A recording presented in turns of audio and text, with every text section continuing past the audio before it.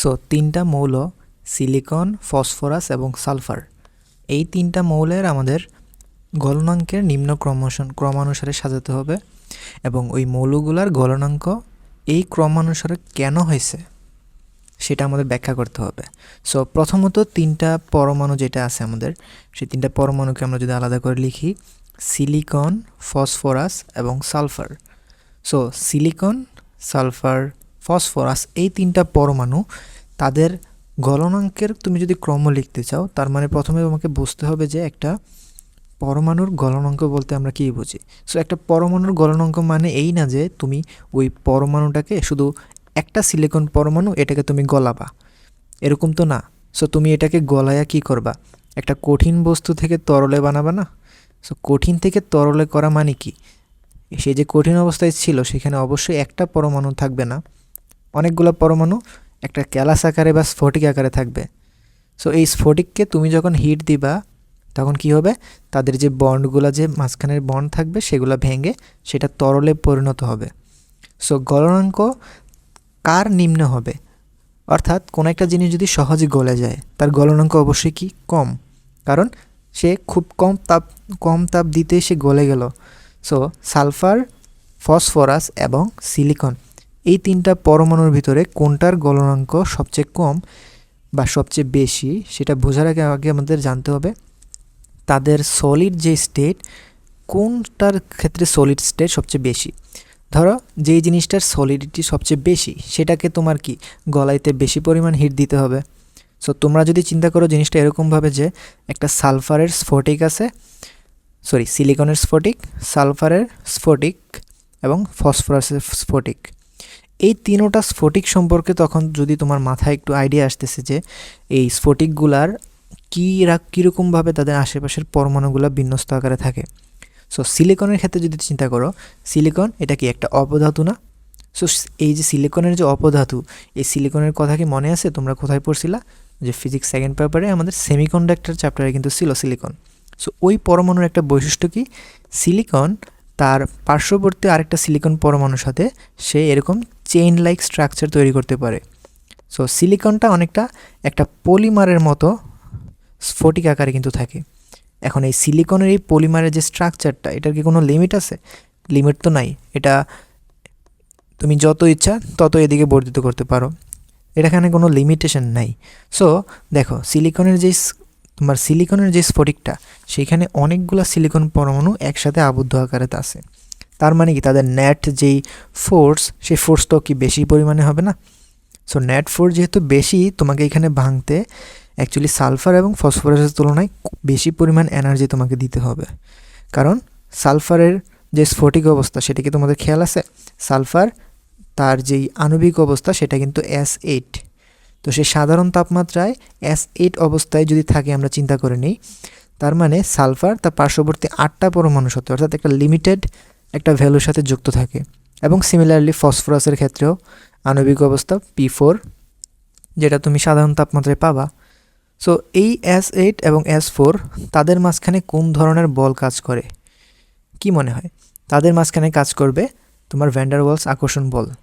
এবং এই সিলিকন পরমাণু একটা আরেকটার সাথে কোন বন্ধনে আবদ্ধ থাকে? এই সিলিকন পরমাণু একটা আরেকটার সাথে সমযোজী বন্ধনে আবদ্ধ থাকে। সো সমযোজী এবং ভ্যান ডার ওয়ালস আকর্ষণ বল, বলতো কোনটা বেশি পরিমাণ শক্তিশালী? আমাদের কিন্তু একটা চার্ট ছিল যে তোমার কোন ধরনের বন্ধনের শক্তি সবচেয়ে বেশি, আমাদের আয়নিক বন্ধন সবচেয়ে বেশি শক্তিশালী, সো এরকম একটা চার্ট ছিল হাইড্রোজেন বন্ডিংয়ের। সো ওইটার ক্ষেত্রে আমাদের খেয়াল আছে ভ্যান ডার ওয়ালস ফোর্স, এটা কিন্তু একটা উইক ফোর্স। সো সমযোজী বন্ধনের শক্তি অবশ্যই তোমার ভ্যান ডার ওয়ালস ফোর্সের শক্তির চেয়ে বেশি হবে।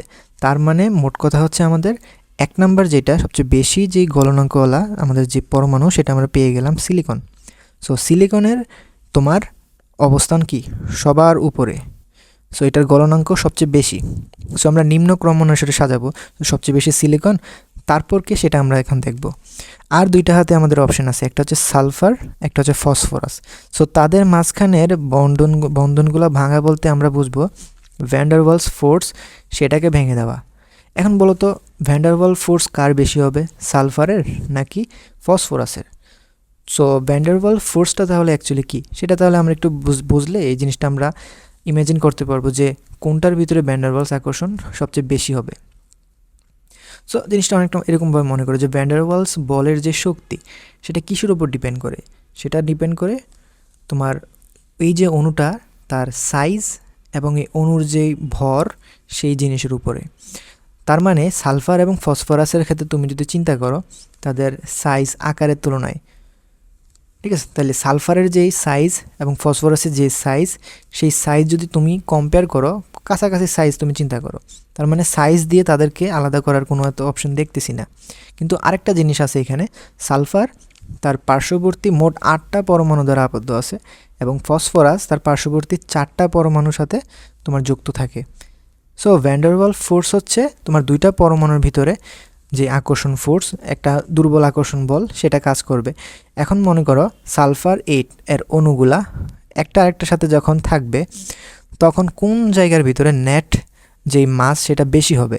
প্রত্যেকটা S8 অণু তাদের যেই ভরটা সেটা প্রত্যেকটা তোমার ফসফরাস যে অণু P4 তাদের ভরের চেয়ে কী হবে, বেশি হবে না? তাহলে তোমার যদি ভরের মান বেশি হয় তাহলে সালফার অণুর আকার এবং আণবিক ভর P4-এর চেয়ে যদি বেশি, এটা যদি আমি স্টেটমেন্ট দিয়ে দেই, ফলে আমরা কি বলতে পারি যে সালফারের অণুগুলোর মধ্যে ভ্যান ডার ওয়ালস আকর্ষণ বল ফসফরাসের তুলনায় কি বেশি হবে না? যদি বেশি হয় তাহলে সালফারের গলনাঙ্কটা কি হয়ে যাবে, বেশি হয়ে যাবে ফসফরাসের তুলনায়, কারণ যেখানে বেশি পরিমাণ বন্ড আছে বা বন্ডের শক্তি বেশি সেইখানে ওই বন্ডটা ভাঙতে তোমার বেশি পরিমাণ এনার্জি দিতে হবে। সো সালফারের বন্ড ভাঙার চেয়ে ফসফরাসের বন্ড ভাঙা ইজি, তাহলে ফসফরাস হচ্ছে সবার লাস্টে, সালফার হবে কি মাঝে। সো এটা হচ্ছে তোমার ক্রম এবং এক্সপ্লেনেশনটা আমি যেরকমভাবে বললাম সো ওইরকমভাবে আর কি মেন কথাগুলো লিখবা। তারপরের কোয়েশ্চেনটা হচ্ছে CH3+ এবং CH3- এর মধ্যে কার্বনের হাইব্রিডাইজেশন লিখো এবং তাদের আকৃতি উল্লেখ করো। সো প্রথম যেই আমাদের অণুটা দেওয়া আছে বা রেডিক্যাল বলতে পারো সেটা হচ্ছে CH3+, মানে কার্বোক্যাটায়ন আর কি একটা। সো এই কার্বোক্যাটায়নের সংকরায়ন আমাকে বের করতে হবে। কিভাবে বের করব আমরা এটা সংকরায়ন? সো আমরা যদি চিন্তা করি কার্বন যে কার্বোক্যাটায়ন তৈরি হয়েছে CHH এবং একটা হাত কি খালি, খালি মানে কি এখানে কোনো হাত নাই, মানে এইখানে তোমার ইলেকট্রন নাই, এই পুরা এই যে একটা হাত এক্সট্রা কার্বনের ছিল 2টা ইলেকট্রন, সেই 2টা ইলেকট্রন মনে করো কাউকে দিয়ে দিছে, তাহলে এখানে কি তার কোনো হাত আছে? হাত কিন্তু নাই। সো এটাকে আমরা হাইব্রিডাইজেশন যদি বের করতে চাই অনেকভাবে বের করা যায়। তুমি মোট তোমার সমযোজী বন্ধন সংখ্যা কাউন্ট করবা, সিগমা বন্ডের সংখ্যা কাউন্ট করে, এরকম অনেক প্রসেস আছে। বাট সবচেয়ে সহজ প্রসেস হচ্ছে তুমি কি ওই যে হাইব্রিডাইজেশন যে নাম্বার, সেই হাইব্রিডাইজেশন নাম্বারটাই তুমি বের করে ফেলো। হাইব্রিডাইজেশন নাম্বার কীভাবে বের করি আমরা মনে আছে, হাফ ইন্টু কেন্দ্রীয় পরমাণুর কেন্দ্রীয় পরমাণুর যোজ্যতা স্তরের ইলেকট্রন সংখ্যা। কার্বন হচ্ছে তার পারমাণবিক সংখ্যা 6, তার মানে তার সর্বশেষ শক্তি স্তরে কয়টা ইলেকট্রন থাকবে?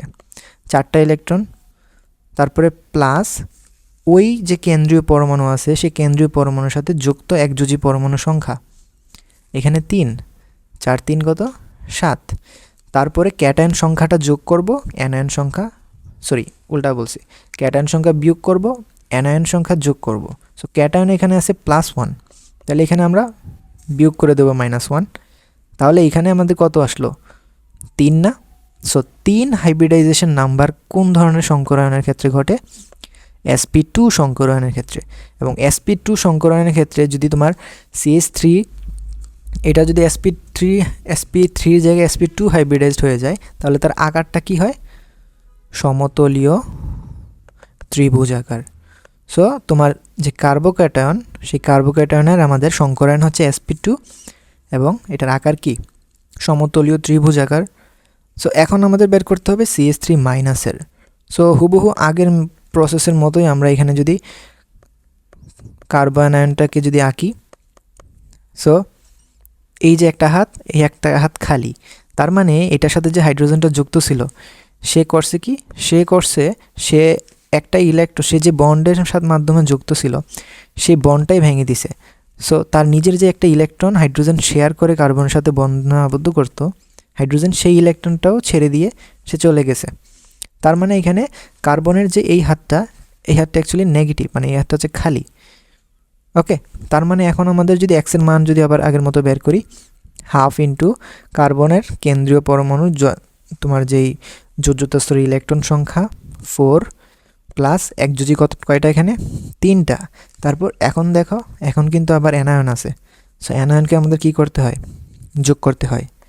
সো এটার মান হচ্ছে কত 4, তাহলে 4 এক্সের মান 4 হলে বা তোমার হাইব্রিডাইজেশন নাম্বার যখন 4 হয় তখন আমাদের সংকরায়ন কি হবে, sp3। এবং sp3 সংকরায়ন তোমার এই যে স্ট্রাকচারটা তুমি যদি চিন্তা করো sp3 সংকরায়ন, তাহলে এটার তোমার আকৃতি কি হওয়া উচিত, চতুস্তলকীয় হওয়া উচিত না, চতুস্তলকীয়। বাট এটা কি চতুস্তলকীয় হবে কি হবে না, চিন্তা করো তো। sp3 হলেই চতুস্তলকীয় হবে এটা কিন্তু কোনো গ্যারান্টি নাই। এটা ততক্ষণ পর্যন্ত সত্য যতক্ষণ পর্যন্ত তোমার এই যে 4টা sp3 হাইব্রিডাইজড বন্ড আছে 4টার ভিতরেই যখন তোমার পরমাণু যুক্ত থাকবে। বাট এখানে দেখো তো 3টা কিন্তু যুক্ত আছে, একটা হাইড্রোজেন, 2টা হাইড্রোজেন, 3টা হাইড্রোজেন, এবং লাস্ট যেই অরবিটালটা আছে sp3 হাইব্রিডাইজড সেটার ভিতরে তোমার কিন্তু লোন পেয়ার আছে। সো লোন পেয়ার যখন আমাদের পরমাণুর ভিতরে সংকরায়নে যখন উপস্থিত থাকে তখন আমাদের যে এক্সপেক্টেড যেই জ্যামিতি সেটা কিন্তু হয় না। কেন, এই লোন পেয়ার এই বন্ড পেয়ার ইলেকট্রনকে বিকর্ষণ করবে, আবার বন্ড পেয়ারে এখানে বিকর্ষণ। সো এই বিকর্ষণে আমরা জানি লোন পেয়ার বন্ড পেয়ারের যে বিকর্ষণ সেটা বেশি হয় বন্ড পেয়ার চেয়ে, এবং সবচেয়ে বেশি আমাদের লোন পেয়ার, যেটা তো আমাদের এইখানে আমাদের এই প্রবলেমে লাগবে না। সো এইটা যদি হয় শর্ত, লোন পেয়ার বন্ড পেয়ারের বন্ড যদি বন্ড পেয়ার চেয়ে বেশি হয় তাহলে কি ঘটবে, তোমার এইখানে যে ইলেকট্রন যে বাহুটা আছে এই বাহুগুলোকে সে চাপাই দিবে। সো চাপানোর চেষ্টা করতেছে, তাইলে তোমার এই অংশটা তো কোনো পরমাণু না, তুমি তো খালি চোখে এই অংশটা দেখবা না, এটা তো দুইটা ইলেকট্রন। সো একটা পরমাণুর সাইজের তুলনায় ইলেকট্রনের সাইজ তো অনেক ছোট। সো এটাকে অ্যাকচুয়ালি তুমি খালি চোখে দেখবা না, তুমি অ্যাকচুয়ালি যেই শেপটা দেখবা সেটা হচ্ছে এই কার্বন এই 3টা হাত নিয়ে আছে, যেটাকে দেখতে আমাদের মনে হয় ত্রিকোণাকার পিরামিডীয়। সো ত্রিকোণাকার পিরামিডীয় হবে তোমার এখানে CH3 মাইনাস যেটা সেটার আকার, বোঝা গেছে। আর ওইটাতে আমাদের কোনো প্রবলেম ছিল না কারণ এখানে কোনো লোন পেয়ার ছিল না। সো কার্বনের sp2 হাইব্রিডাইজ ছিল, মানে 3টা হাইব্রিডাইজড অরবিটাল ছিল এবং 3টাই তোমার হাইড্রোজেন দ্বারা পূর্ণ, ঠিক আছে। এই পজিটিভ চার্জ সেটা তো কখনো রিপালশন বা এটা তো আর ইলেকট্রন না যে তোমার এখানে বিকর্ষণ করবে বা আকর্ষণ করবে, আকর্ষণ তো করে না, বিকর্ষণ করার কোনো অপশন নাই। এই কারণে এটা তোমার এক্সপেক্টেড যেই স্ট্রাকচারটা আসার কথা ছিল সেটাই তুমি এখানে লিখবা।